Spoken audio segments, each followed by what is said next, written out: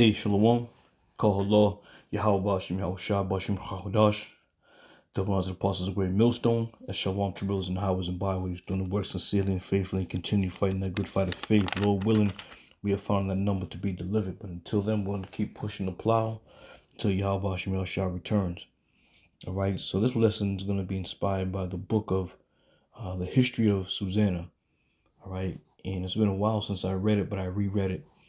And I'm gonna give you what I take away from the readings, and which is important for the time that we're coming into. All right, now to refresh you on the story, the book of Susanna.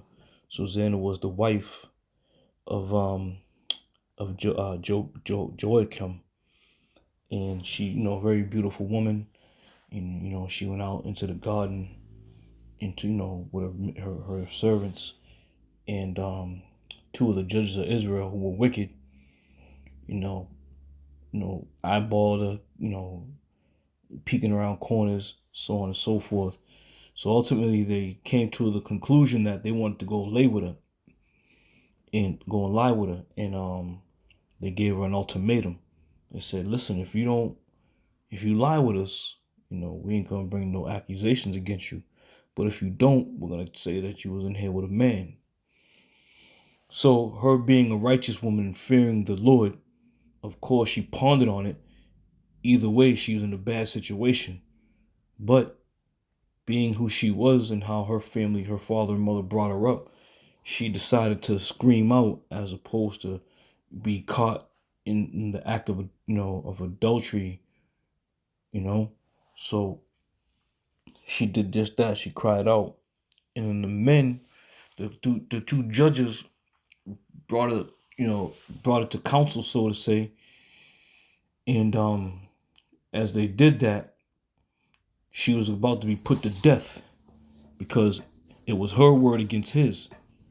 But she cried out to the Lord, and the Lord put the spirit on Daniel to come forth and to say, tell Israel, hold on, we got to examine this. We got to examine this situation. All right.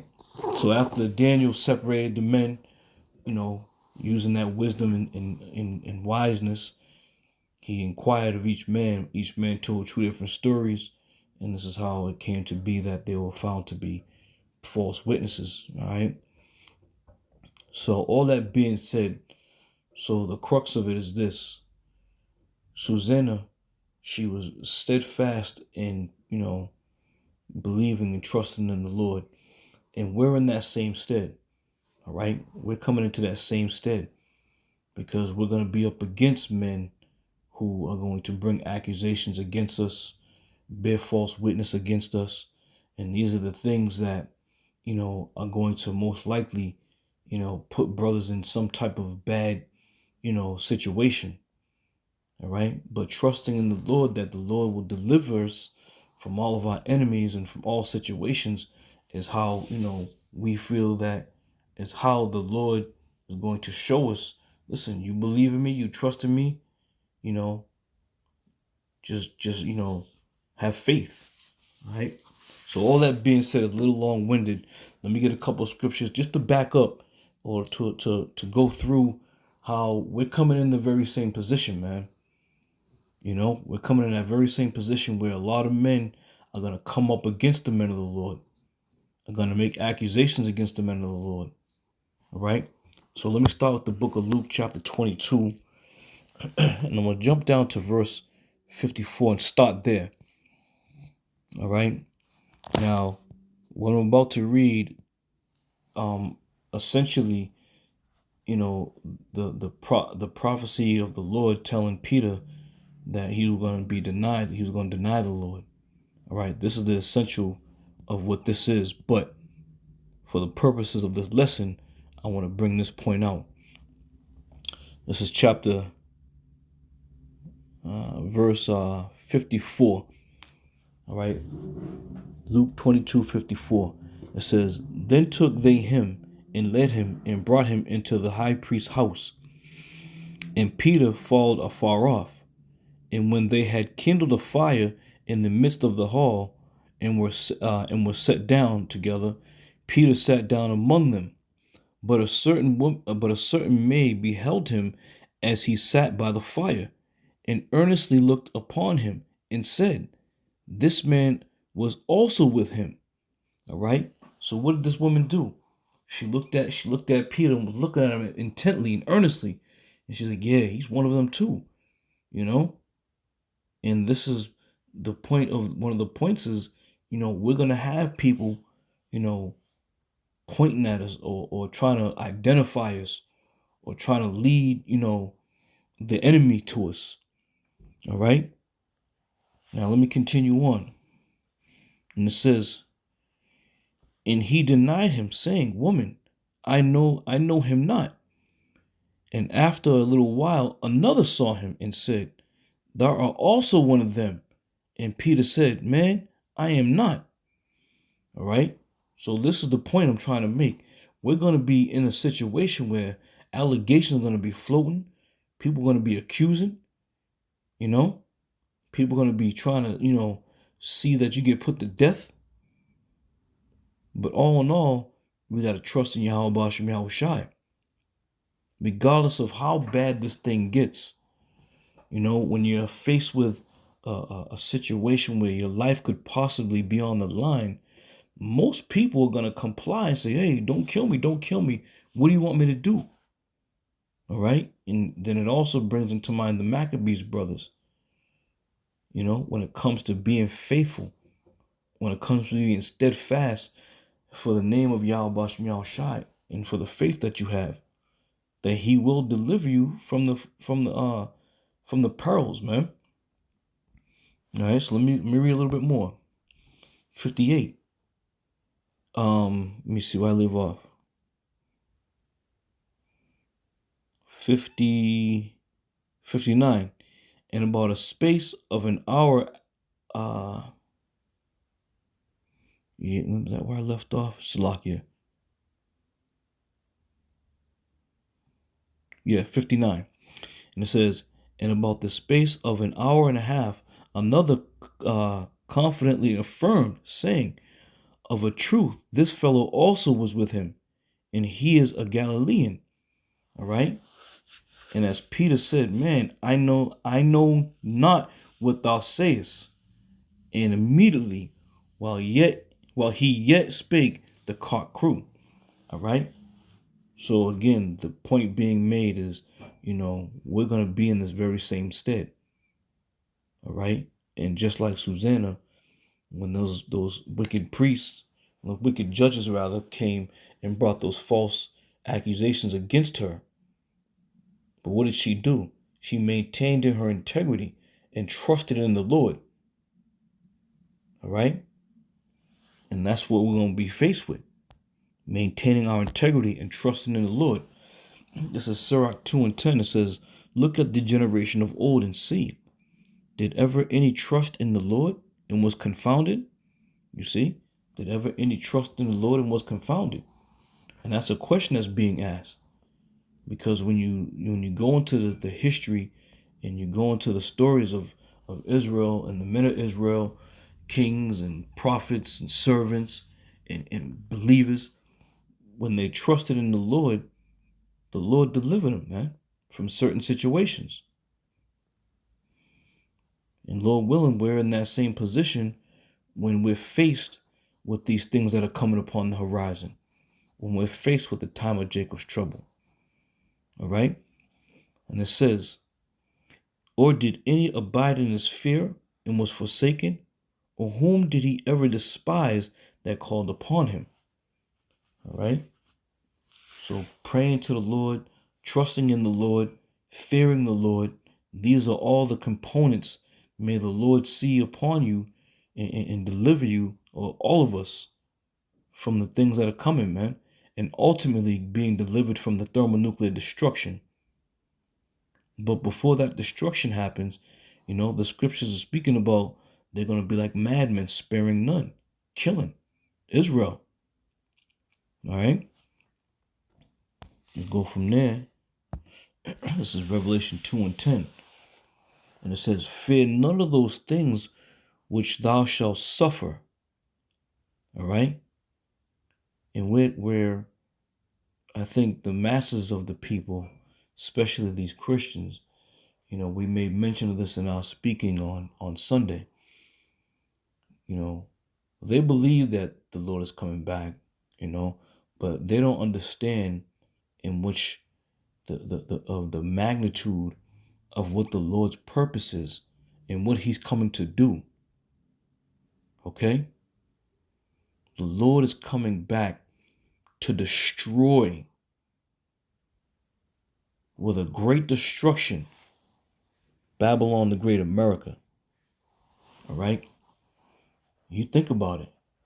It's so severe, as large as this country is, the scripture says, for in 1 hour, such great riches are going to come to naught.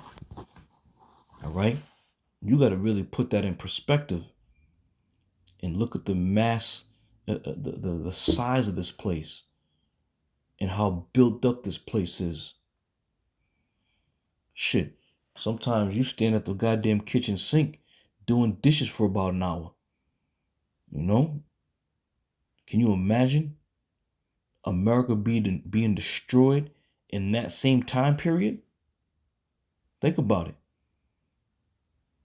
All right? Revelation 2:10, it says, fear none of those things which thou shalt suffer. Behold, the devil shall cast some of you into prison. So don't fear these things that are coming. Why? Because if you trust and believe in Yahweh Bashem Yahweh Shai, these things will, Lord willing, will melt away, like water, if you will. Will evaporate like water from around us. All right? Behold, the devil shall cast some of you into prison, that ye may be tried, and ye shall have tribulation 10 days. But be thou faithful unto death, and I will give thee a crown of life. All right, be thou faithful unto death. So if that moment comes to you where there's no way out, and you feel like this is it, be faithful unto death. Let him take your life. And again, it's easier to say now that we're not in that situation. This is why, me personally, I always say, pray to the Lord, man. Pray without ceasing. Make that supplication to the Lord that he gives you the courage and the power to withstand the wiles of the devil. All right? But again, as it is written, be thou faithful unto death. All right? So if these things come upon you, and may the Lord, at the point where they're about to take your life, you get delivered out of it. Again, going back to the book of the history of Susanna. They was fixing to walk her to put her to death. And then the spirit jumped on Daniel to hold everything up, stop the press, if you will. All right? So don't get weak, and don't be dismayed that, you may find yourself in a situation, but trust in the Lord that he may deliver you. And as it is written, he will give you a crown of, give thee a crown of life. All right? And this is what the basic of the base of the message is, man. Truly trusting in the Lord against all adversities. I mean, we read these scriptures, we break them down, we go through them, but at the same time, do we truly really know how much hell our enemies and these devils are going to bring to us? What's it truly going to be like? What are we going to truly be faced with?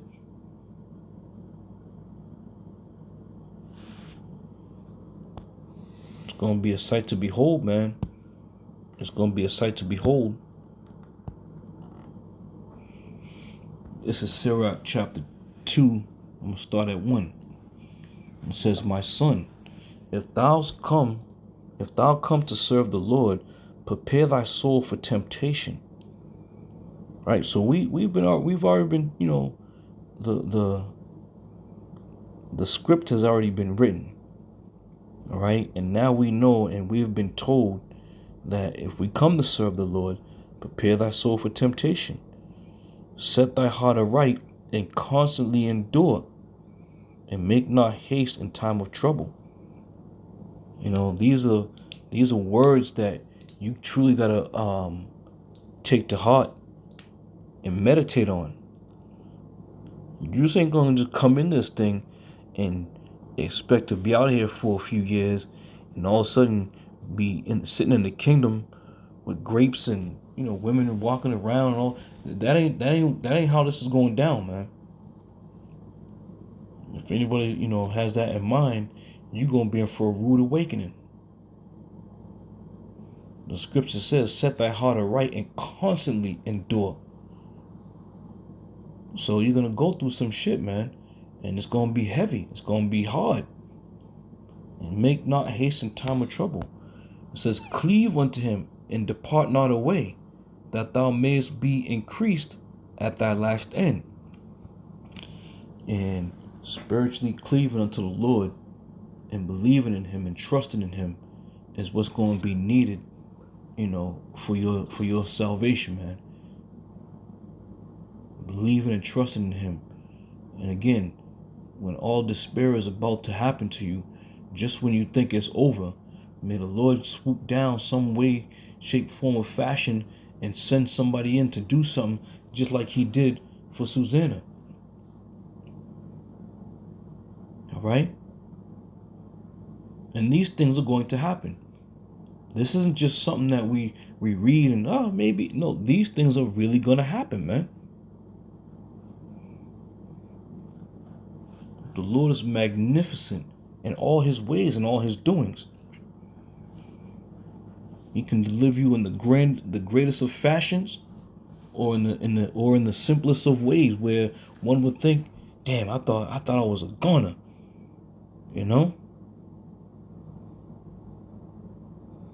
Something crazy. You'd be in a situation where you might have somebody at the guillotine or some shit, and the Lord make a fucking fly, fly in his eye or some shit. Who knows? But this is how great the Lord is, and how masterful, merciful he is. All right, continuing on. It says, whatsoever is brought upon thee, take cheerfully, and be patient when thou art changed to a lower state.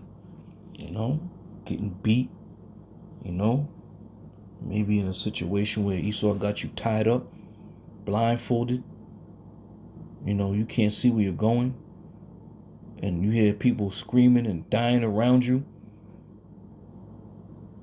All right? That's a very low state to be in, man. And knowing that, damn, is this it for me? This could possibly be it. Verse 5, for gold is tried in the fire, and acceptable men in the furnace of adversity. You see?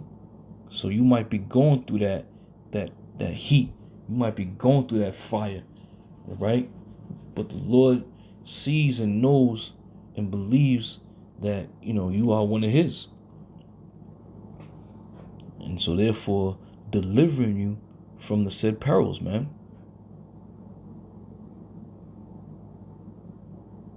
6, believe in him, and he will help thee. Order thy way aright, and trust in him.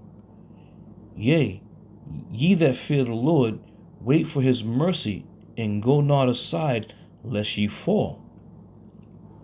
And this is exactly what, the book of History of Susanna is pointing out. She held fast, man.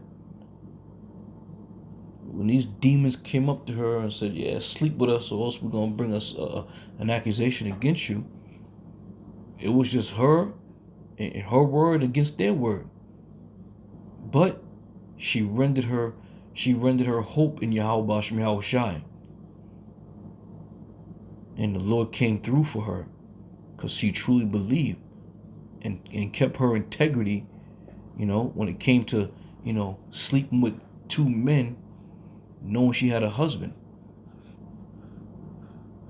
So either which way, she knew she was going to be a goner, but trusting in the Lord, seeing that she was of honest of heart, pure of heart, he delivered her by the hands of Daniel. All right? Ye that fear the Lord, hope for good and for everlasting joy and mercy. All right? So that's the points that were being made. So I just want to bring this out, man, because I was thinking about it as I was reading and reread it. And I was just thinking about meditating on the things that are coming upon this earth, especially for the nation of Israel. We're the ones that are going to be in real bad case, man. And our only hope is the spirit of Yahweh Bashem Yahushai coming through to protect us on all levels. All right? So Lord willing, I'll see y'all brothers on another one. I say shalom.